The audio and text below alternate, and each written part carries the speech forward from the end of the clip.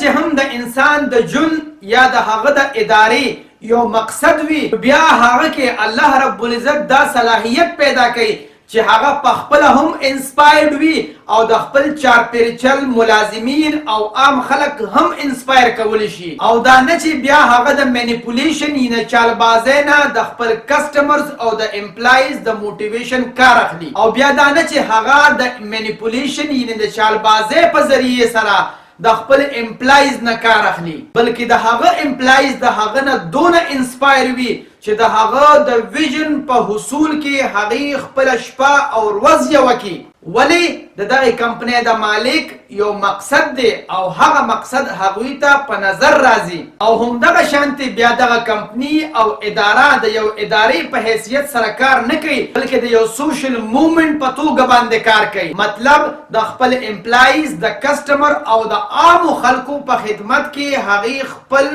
ژوند تیری او بیا دغه سی ای او او د کمپنۍ مشر د لیډر په توګه باندې خلک مني د خدای د پاره پښتنو سانونو پیژنئ